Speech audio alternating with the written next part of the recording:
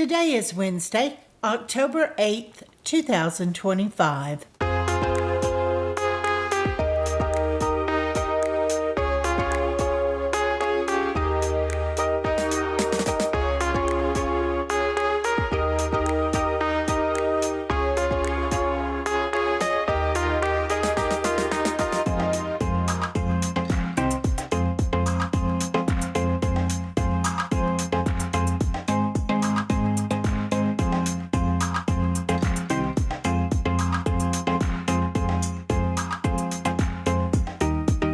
Welcome to the Survivor Fans Podcast. I'm Jawann.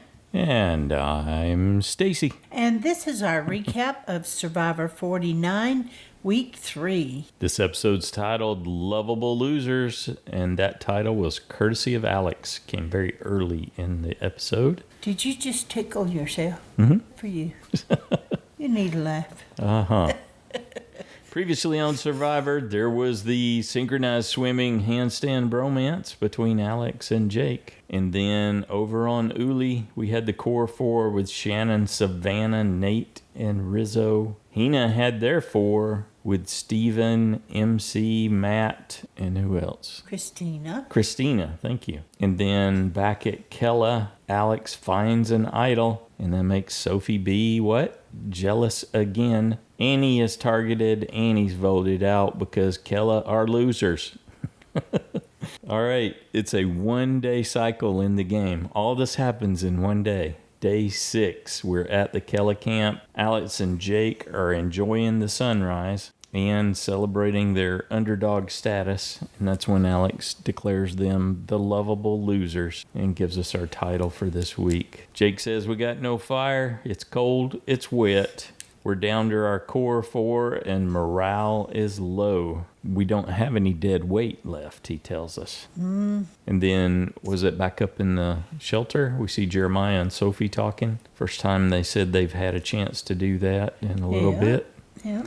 And they're trying to decide who next. Do we vote out Jeremiah or Jake? That's what Sophie B's wondering. I thought she was talking to Jeremiah. She was, but she was also thinking that too, because someone's talking to someone and they're intercutting it with lots of confessionals this season. You know what I like that she said? She tells Jeremiah, we can look for a beware advantage. As soon as we get rid of Alex. Yeah. Which made me anxious because I had Alex safe this week. Yes, you did. I thought that was... In a bold, brash move my part. Bold movement.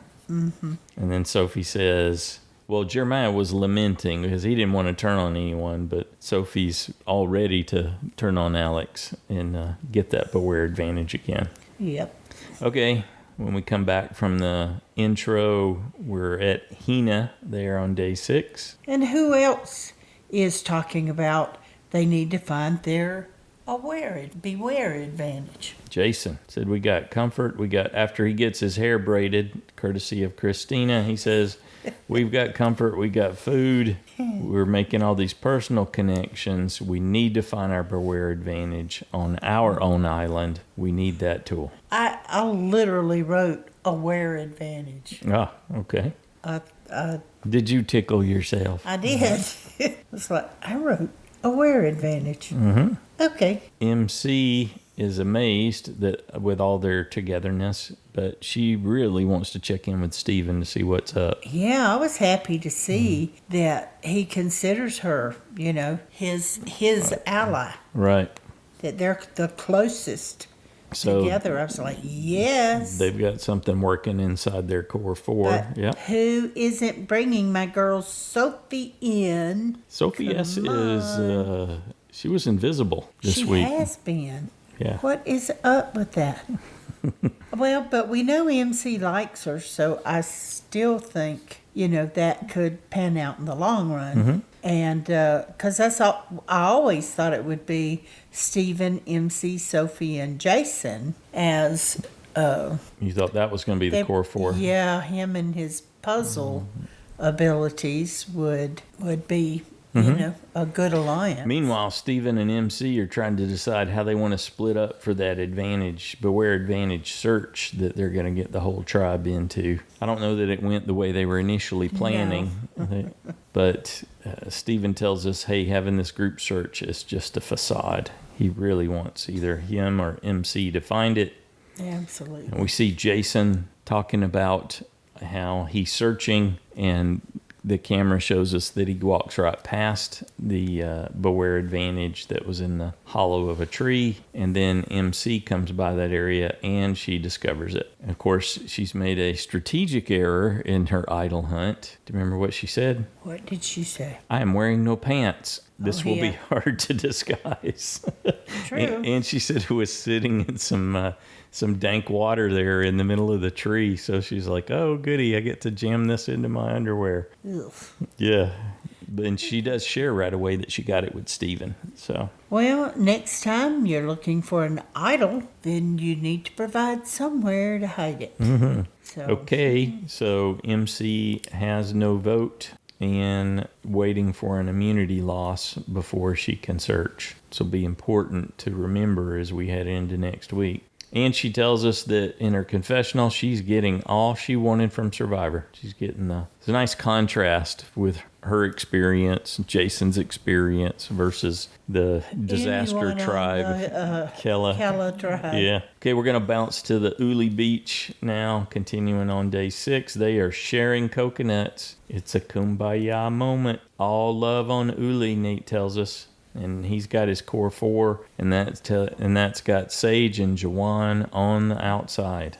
That's just the breaks. So we see Sage talking to Jawann, and she's saying, I'm loving all this kumbaya, but it's also got me nervous.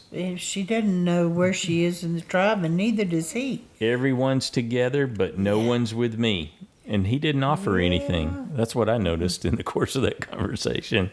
She's like, I'm feeling on the outside. And you got nothing back. Like, but sorry, I don't want to work with you either. So. Right. Except nobody's working with me. We see Rizo asking Sage how she's feeling. And she shares a little bit. And he offers some advice. And then we get a woe is me story. Or I had it tough. Or I don't know. She said every best friend that she ever had ghosted her when she was younger in school, and by the time she was in high school, she just ate lunch in her car. She was a senior. Yeah, she had pulled back. Well, that's sad, but it's all too true sometimes, and everyth's traumatic to a teenage girl. Usually, Here's a teenager. In my group, I don't know that it's.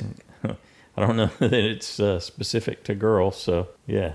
Teenage time is a tough time for sure. Well, that's here's the smallest violin in the world playing a tune for her. That way. So. Rizo says, you know what, Sage, don't overthink it. There you go. Sage advice for Sage from Rizo. Rizo tells us she's nervous. She wants to talk to Shannon because Shannon has got it dialed in. So we see Sage talking to Shannon and saying that she's a little concerned with Savannah. A lot of alliteration and S's here. Yeah. And she's noticed that Savannah and Rizo are holding back and have quiet conversations. Mm-hmm. Well, at least she is being observant, but and I think she's picking up the right information. Just shared it with the wrong person. Yeah, unfortunately for her. In the group. Yeah. Well, but she shared it with Jawann, so anyone else would be the wrong person, whoever she shared it with, because the rest of them are in the alliance, which she's completely aware of. But I think Shannon, if something else went wrong, Shannon would probably want to keep her around that little bit longer just in case. Because she thinks if I needed somebody else, she'd be on my side. Needed an option. I'm surprised there isn't something more firmed up with them, given what she said. Shannon described Sage as a low-key soul sister. That's the vibe she's getting when they look in each other's eyes and have discussions. But what does Shannon do? She runs right to Savannah and tries to preface it low-key. I don't know that this isn't necessarily serious, but Sage has highlighted that you and Rizo are having quiet talks. What does Savannah do? How does she handle it? Boom. She goes nuclear. She's targeting me. I'm going to target her. And she wants to cast that same idea into Shannon's perspective too. Telling Shannon, Savannah says, hey, if she can fool me like this, and I didn't know she was coming for me, she could do that to you too, huh? Trying to poison the well for Sage there. And Savannah tells us, well, I could target her right now. I could take her out. I could take her out. Yeah, we saw that in the previews, but... Okay, we're going to jump back to Kele Beach, and this is the big moment. They show us the sea crate swimming, and Jake...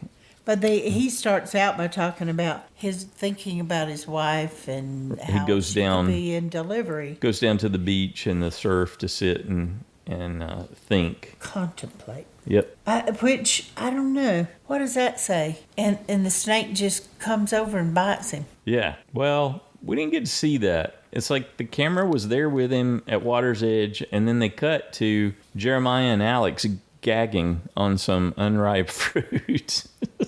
Yeah.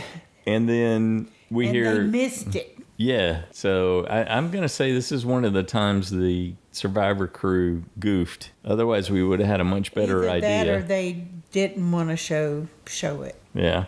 You know. And I can't imagine, given what they did show us, that they wouldn't show us that. Yeah. Yeah. So then when Jeremiah and Alex are enjoying their bad fruit, you hear Jake say, a snake latched onto me. And he's more descriptive than we got next time on Survivor. He's saying that it got him on the bottom of his foot. And he says there are 2 little marks. But when they look at it a little later, it only appears to be 1.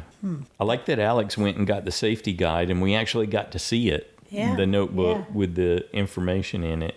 Yeah, that was cool. We've never seen that. And he identified it right away, black and white, banded sea snake, also known as a sea crate. And he knew not to share with Jake well, that was smart. Extent of how venomous this thing was. Yeah, that could have been much worse. Right, he could have sent him into a big panic. Yeah. Well, who wouldn't if you thought you'd just been bitten by a extremely poisonous snake and you're about to die? And, you know, he was already sitting there talking about his unborn son and his wife, so... Yeah. That would have just been no can do. Yep, I liked when...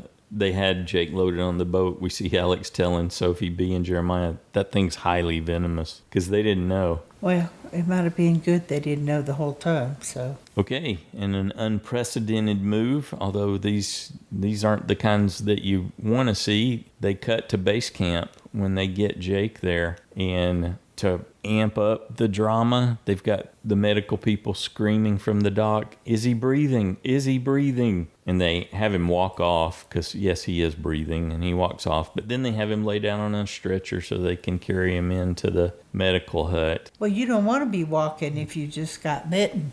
Yeah, especially on the foot. Yeah. But so I understand that.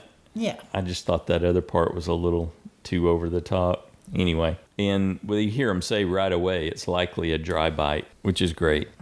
At least they didn't milk that. And we meet Dr. Barry, and then Probst comes in to give us the play-by-play and describes this as an unprecedented moment. And Dr. Barry starts laying out his concerns with a little prompting from Probst.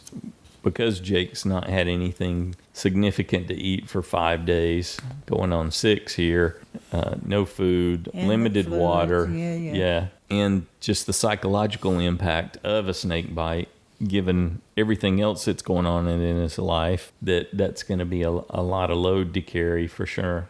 Yeah, I just kept thinking, oh, geez, this is what your dad gets to see. But definitely not what you wanted. Didn't want that to play out. Yeah. And I was thinking about, his poor wife sitting there watching this tonight. I hope he prepared her well. I'm sure he did. Yeah. But still, turns out there's she no knew. way you're not upset watching it. Yeah. I mean, you know ahead you're going to try, but do not believe. Yeah, we bounced back to the Kele Beach there on day 6, and Alex is talking about the waiting game. They're waiting for an update to hear what's going on. And Sophie B asked a great question. Hey, can you run in a challenge if you've been bit in the foot? No. And she's talking about how Jake's been a big brother to her, and she's concerned about the impact, just like you were mentioning, on Jake's wife from all this. And they cut back to base camp, and you hear his stats. His pulse ox was good. His resting heartbeat was good. There's nothing crazy. He doesn't have pain in his calf, so it's not like there's venom traveling up. So all good signs. I would take that as a great big message. Maybe it's time to go home. Well, and that's what Probst starts working towards when he has Dr. Barry do the recap, a dry bite. But given the impact, would the doctor be comfortable with him headed back to the beach in these harsh conditions, especially given the likelihood that they're going to lose again? I imagine everybody at camp knows how bad Kele's doing. And Dr. Barry gives the bad news, no return. So Probst goes over to talk to Jake. They don't have fire, or there's no flint to make life better. So, and the odds of them winning were, I mean, let's be realistic. Even the crew would know by then that they know there's a puzzle coming, slim to.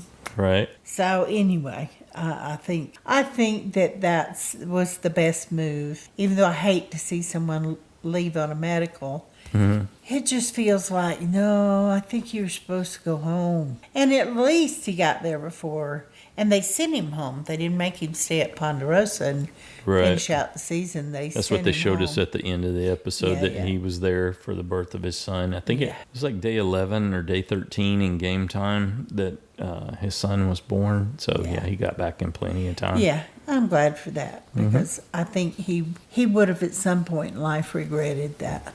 So very early in this episode, Kele is down to 3. This has got to be the shortest lived 3-person tribe in the history of the game. Yeah. That's, well, everybody called it at the beginning. It's like, this is going to be the tribe. But I didn't see it going that far down. Yeah, I'm surprised that they went ahead and played it out this way. Down to 3, okay, now if you lose, you're going down to 2. Anyway, after they tell us that Jake's on his way out, we're off to the immunity challenge. Okay, I want to know, why didn't Jeff pass all of the message and say, he said to tell you guys he loves you? Yeah, that bugged you, he didn't left it? that part out.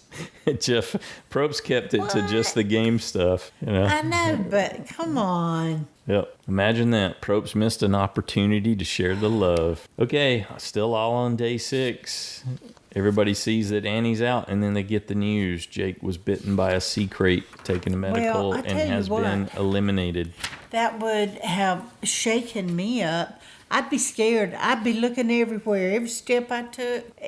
I mean, how can you not? If you're out there going, that can happen to me. Probst explained it. It's extremely rare. Yeah, but it can happen. And we're going to be in the water, so maybe you should too. That was then. This is now. Maybe there's an influx of where was someone snake. Maybe where was someone saying, well, did you at least get the snake that bit him? And of course the answer would have been no. So it's still out there. Rogue snake willing to bite, even though it's extremely rare. Well, at least the snake did not inject venom. So thank you, snake. He coaxed him into doing the challenge when everyone was going to have to be in the water. You think he'll get the opportunity to come back? I don't know. If his wife allowed him to stop to go, no, you're going nowhere. I guess there's that big sentimental part that, they might. Yeah. And I've always thought that eventually they were going to have a tribe of meat shields. So, kind of they've done it with brains versus brawn versus, what was the other, beauty? No, brain versus brawn was just 2. It was the Triple H that had 3. Anyway, so I could see him maybe in the future doing one of those. And maybe he gets invited back for that. I'm fine that he's had his Survivor experience, and it'll be okay with me if I don't have to see him play again. I'm glad he's okay and all that, but there was never anything that really stood out. All right. Well, it really upset all of his the Kele tribe. Yeah, and but they were resolved fine, to but there play was this one for Jake other people too and that get a were win very for upset. them. Yeah, Jason seemed pretty ripped up when Probst hit him with the "How are you feeling?" question. Yeah. Big loss, don't know how to help the Kele 3. Well, you do, but you really just don't want to do that. Well, they don't, as Sophie said, we don't want you to just give us. Mm-hmm. We want to earn it for Jake. All right, not so they're just give it to us. Yeah, they're going to have to climb up a high tower and leap off. And then what did he call it? The water totter? The water totter instead of a teeter-totter?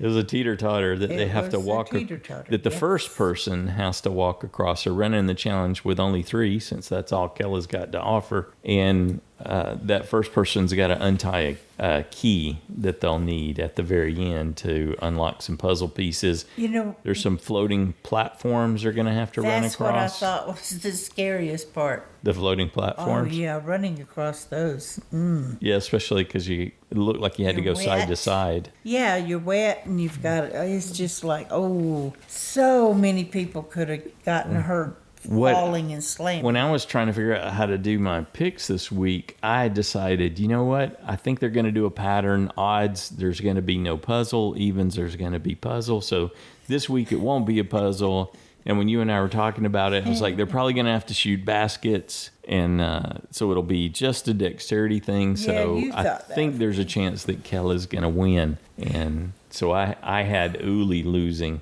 Well, but when he said there's a turtle puzzle at the end, I went, crap. Sugar. Well, here's Kele's the thing. in for some trouble here. I had said Jeremiah this week, blah, blah, blah, blah, blah. And then...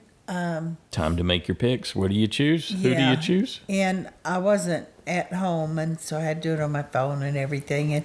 And of course, I just said, I rarely ever do it on a Wednesday unless I have to. Well, today I had to. So anyway, I thought, wait a minute. What if Jake does go home and there's just the 3 of them? And yeah, but will Alex and Sophie like each other because they were both, jealous of each other over Jake and all that. So maybe Alex would pull in Jeremiah. And then I remembered, Alex has got an idol. They won't go after him. He's got an idol. So anyway, I ended up switching to Sophie B. Mm-hmm.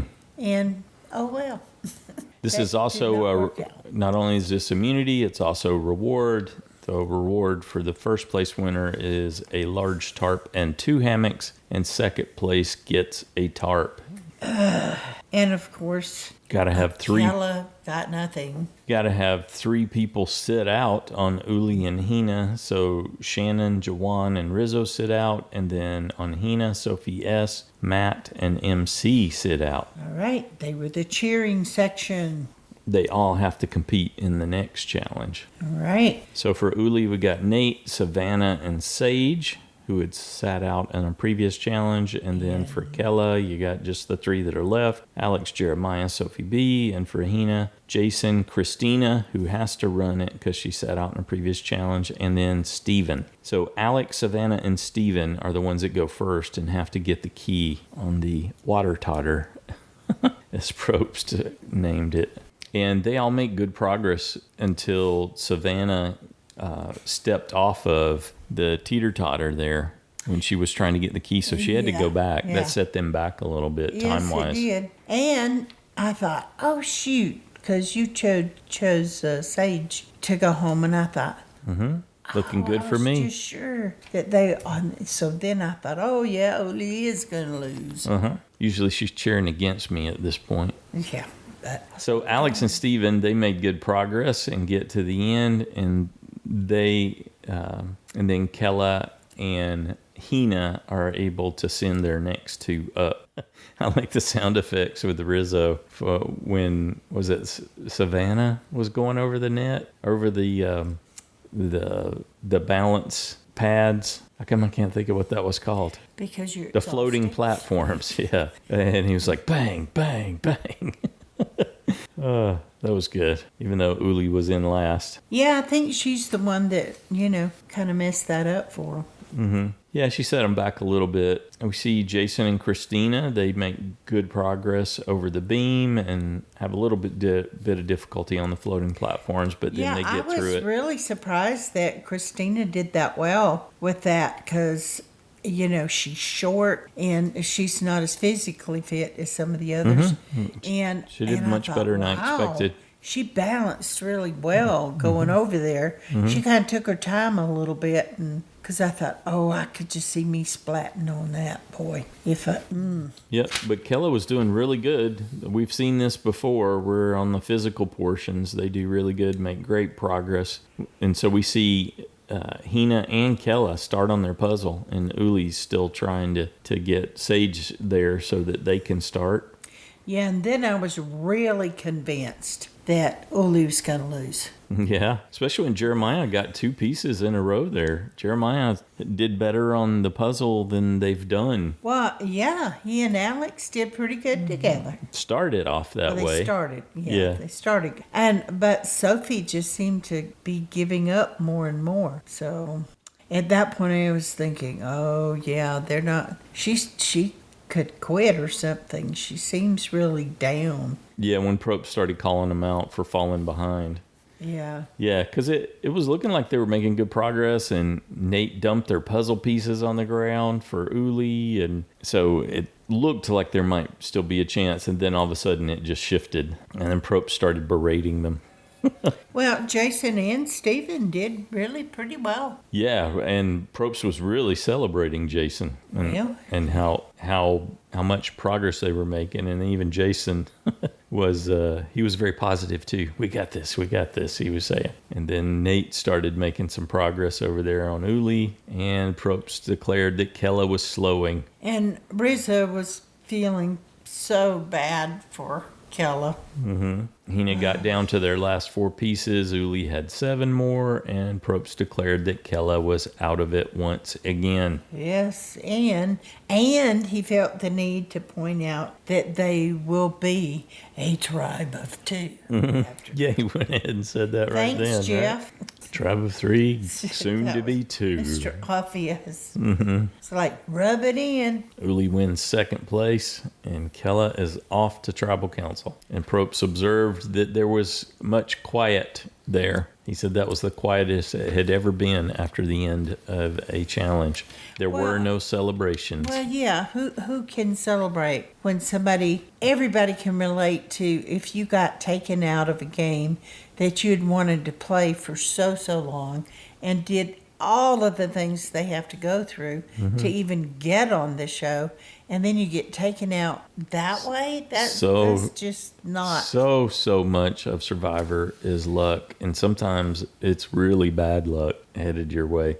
Yeah, and he was just sitting there on the beach. Kristina accurately described it, crap time at Kele. Yeah, for sure. Yeah, I don't know with Jake. He might have been kicking at it, I guess he said it just floated up and bit him on the bottom of his foot. But anyway, Rizo gave a quiet celebration. He did a flip off the platform as they headed out. Probst declares once more for Kele, no Flint for you. Well, Kele finally decided, maybe that Jake was just meant to go home to be with his family. Yeah, I liked Sophie B was summarizing there, and yeah, I even like what she said. It might be fun to watch this happening, but I can assure you, it's not fun to be going through it. Yeah.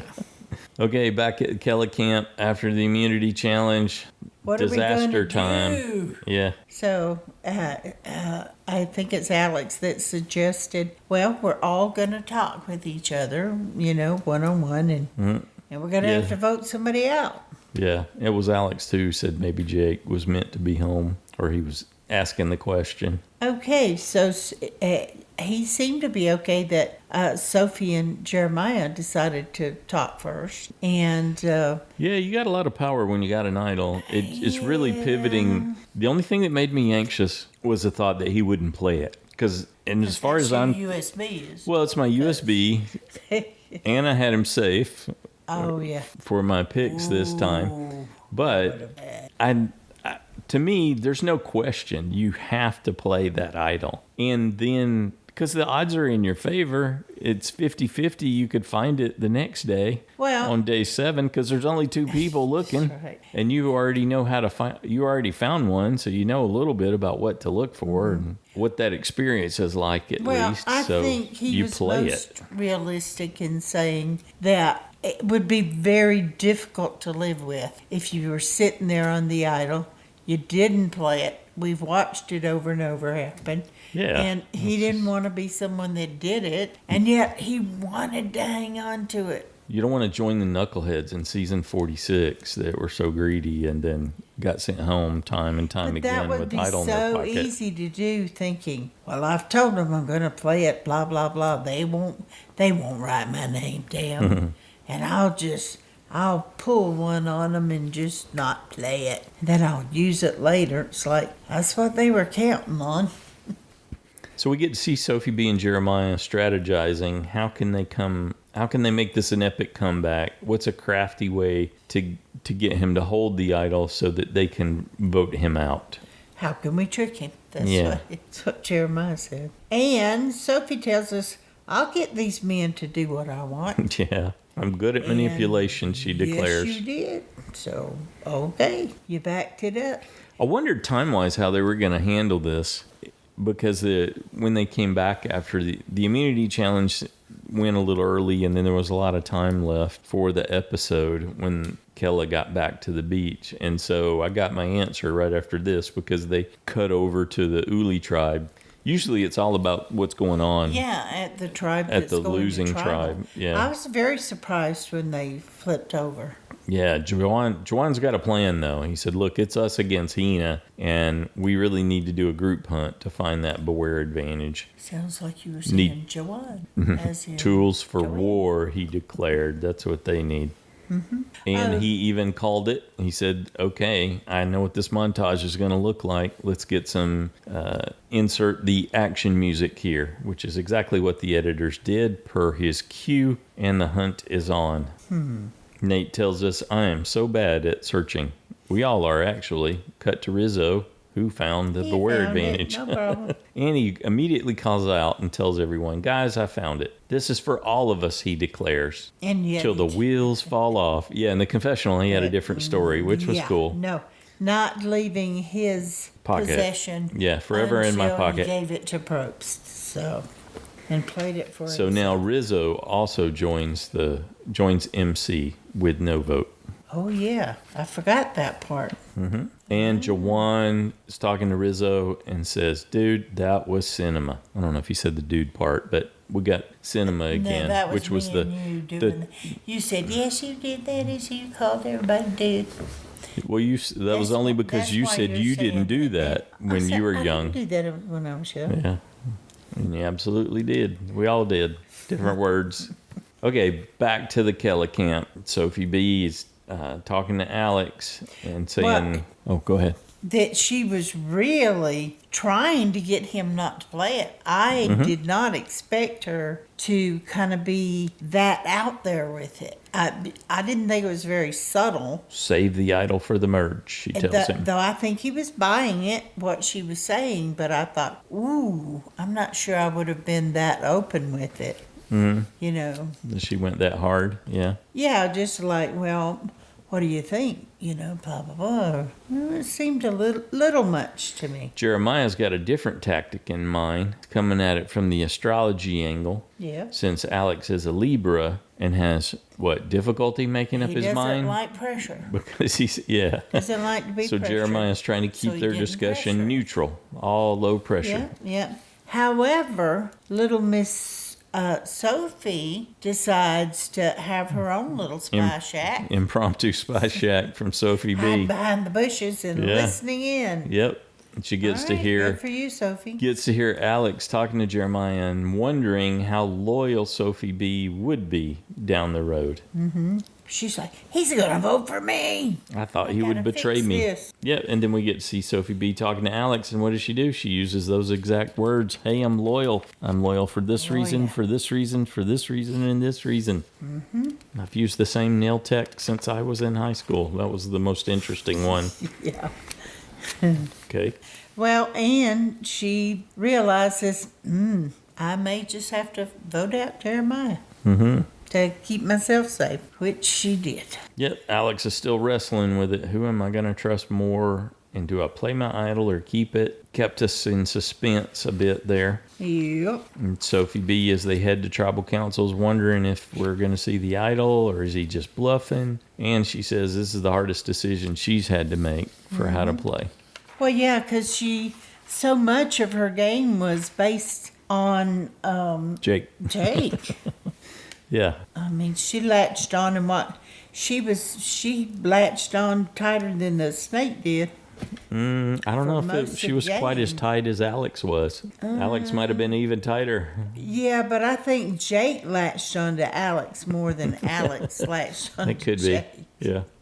Okay, tribal council night 6. Again, this all happens in the course of one day. We're at Tiny Tribal. And We're at what? Tiny Tribal. Oh, that's your name for it. Huh? Yep. Okay. Probst Tiny gives a summarize of what's happened so far. We had 2 easy votes, Nicole and Annie. They were trivial. But now you appear rudderless. Was Jake indeed your leader, your glue? And they say, yeah. Oh, Probst was, the lifeboat only holds 2. One of you's going to have to walk the plank. It's all clever. I'm sure he spent a little time prepping for that. I know. I thought that was obvious, but okay. And they don't even talk all that much, do they? No, wasn't a whole lot said. Jeremiah got to talk about how this feels different because the lines have to be drawn for real. He's just basically echoing back what Probst had said because they had 2 easy votes. Well, the big question was, will he or won't he?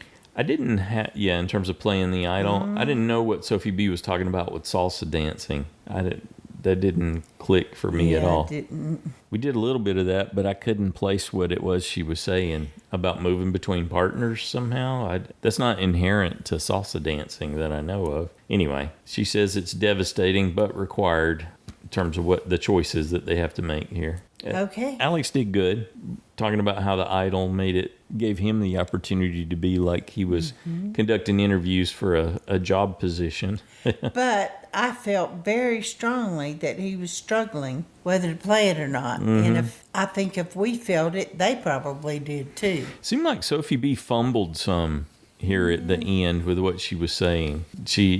She sounded good with the whole loyal pitch, and then it almost seemed to me with what she was saying that she undid that good work that she had just done. Yeah, what was it she said that I thought, oh, you shouldn't have said that. You're right, she fumbled something. What was it? I can't remember.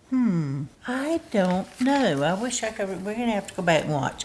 Because she did say something, and I thought, oh, you might have just blown it. Mm-hmm. But now I don't remember what it was. But anyway, we'll sure someone else will mention it as well. Yeah, because Sophie was doing good at this point. She was reiterating her pitch about looking at the long game and how she was all about loyalty. And then Jeremiah said, well, I focused on my connection with Alex and our cheeky smiles and that I never turned on him, never brought his name up kind of thing. And Alex concurred. He said, yeah, they were equally compelling. And I made it tough to decide who to choose to be loyal down the road. Oh, it was about playing the idol. That's what she tripped up on. Because at first she said, oh yeah, he's playing his idol and he'll be safe. That's absolutely a given. And then she turned around and said, well, who knows if he's bluffing? And so it's like, yeah, she undid it. That would have gave me pause if I were Alex. Yes, should have. Yeah, Jeremiah. And probably did. Could be why he played it. I did like Jeremiah's approach. I'm not so sure why he made the choice that he did. Jeremiah seemed pretty compelling. Jeremiah stuck with the logical and the neutral like he was initially describing and said that he had asked Alex, how would you feel if you didn't play it and you got voted out? How would you feel if you played it but you weren't getting any votes? He helped him think it through. It seemed like that seemed real logical and useful. But I think Sophie was good at selling things as well, but he wasn't 100% sure if he could trust her. And I think that was his struggle. Should I trust her? Should I not trust her? Yep, time to vote. That's when, right before that's when Probst gave his lifeboat pitch and walked the plank for the loser here. Mm-hmm. And the big question is, Alex going to play his idol?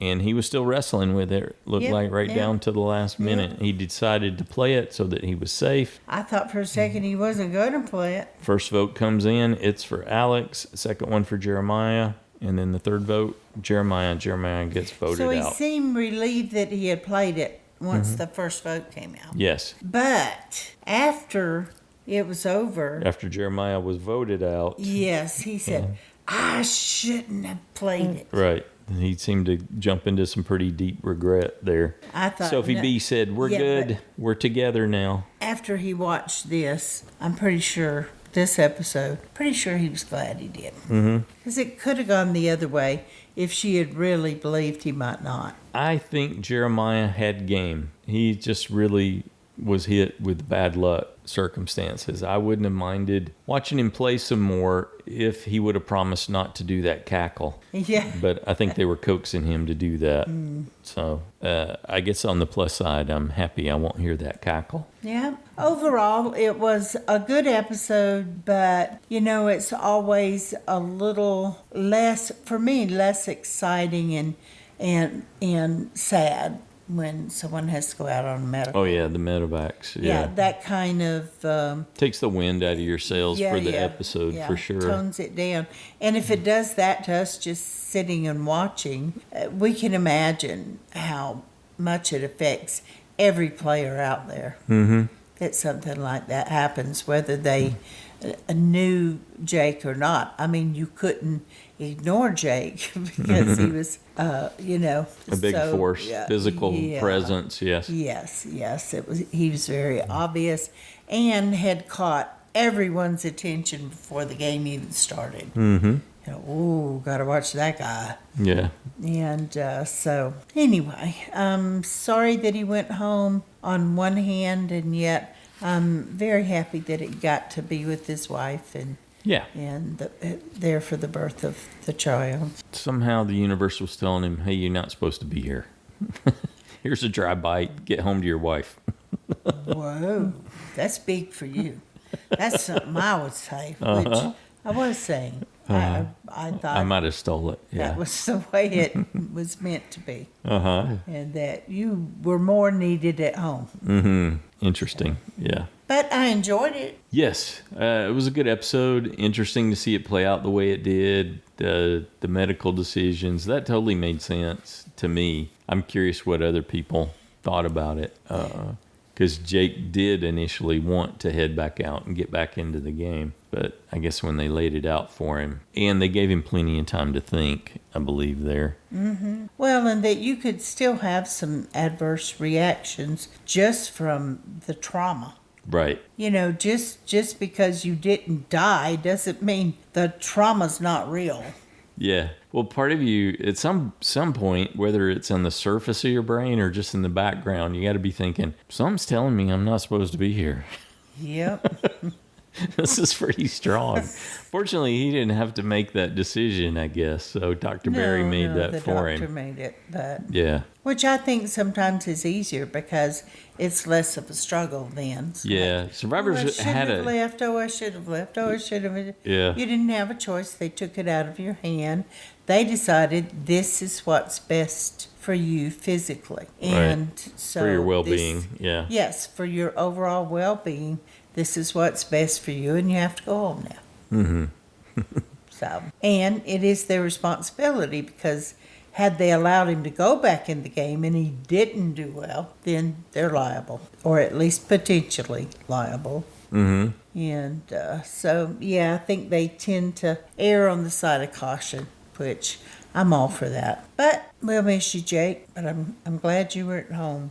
Yeah, Disaster Tribe. Goodbye. Next time on Survivor, drop your buffs. Time to switch the tribes up. So we're going to do a tribe swap. I can't tell if it was 2 or 3, but I'm thinking it's just 2. 2 what? 2 tribes of 7. Oh, I didn't even consider that. Why did I just assume? Because there'll be 14 left, and so 2 tribes of 7 that's makes... almost time to merge. Yeah. They frequently have merged at 13. Yeah, we're and headed for into sure by 11. So come on, there's not that much game. Go to 2 and then merge. Mm-hmm. Give it just a little time and then merge.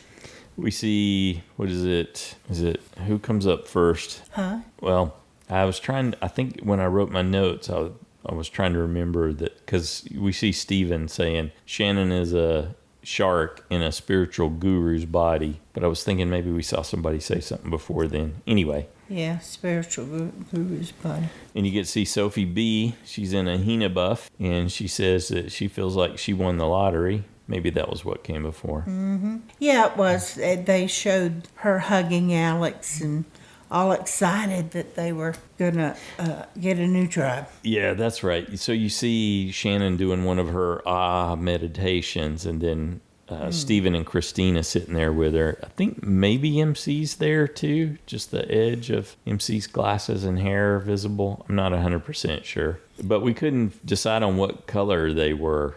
I mean, process of elimination would say it would be Uli, right? Because you don't keep the Kele tribe colors around. Well, but I was questioning that. Were they going to try to? I wouldn't want them to. No. It's like, you let let's the move Kele away blue, from that. cursed Kele blue go. Hina and Uli have lost no one. Let's just stick with those two, shall we? Mm-hmm. And that's when you get Steven's reaction. I like that Steven's onto her really quick. I think that's a great description. That fits with my assessment too. Yes.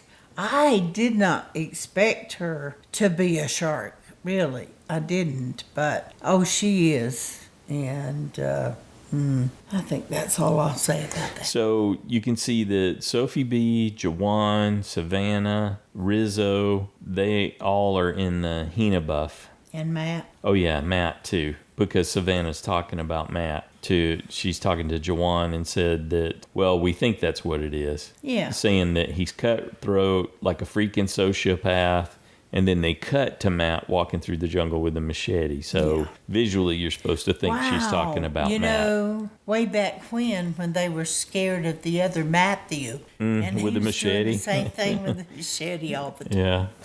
Yeah. I thought, are you doing that deliberately because you're a fan of the other Matthew, or? You know? And then they show Rizo. He declares that they got their game face on and ready to go to war. Yep, but why would Savannah be so upset and saying he's a sociopath, very cutthroat? And I wonder, did they have some kind of interaction, you think, that set her off to really... I mean, she was pretty intense about it. Yeah, we certainly haven't seen enough to understand what warranted that reaction. So Jawann may have new life if he's buddied up with Savannah. Maybe. He seemed like he was on track to being voted out of the Uli tribe. He was at least at risk. Maybe after Sage. All right, so we're going to get new tribes next time, shake it up a little. Maybe that gives Sophie B and Alex a little more life in the game. They're still going to be on the outside no matter how it breaks. Do you think that Sophie B and Alex will get more sympathy because of what they've been through, and that that's like the next day after be inclined to give them a break, depending on which tribe loses? Bring them in, you know. And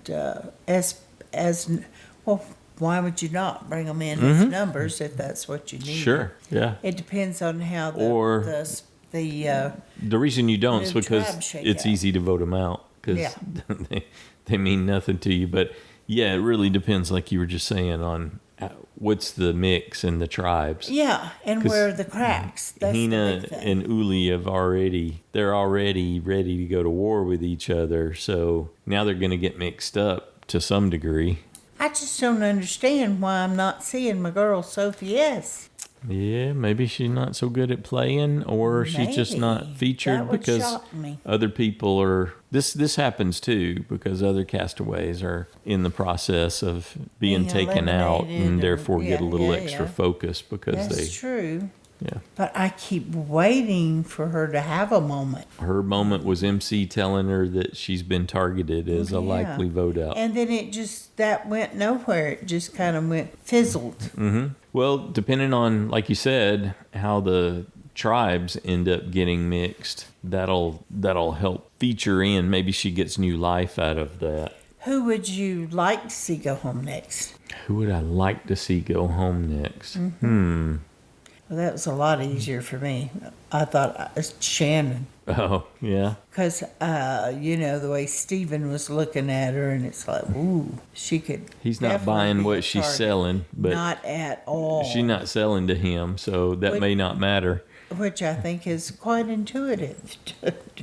Good on him to do spot it, not. but will he be able to get a consensus against it? That's the Because question. she's a pretty intimidating, I think, person. Shannon is? Yes. I don't find her she's- intimidating at all. She is a bigger person. She's tall, big woman.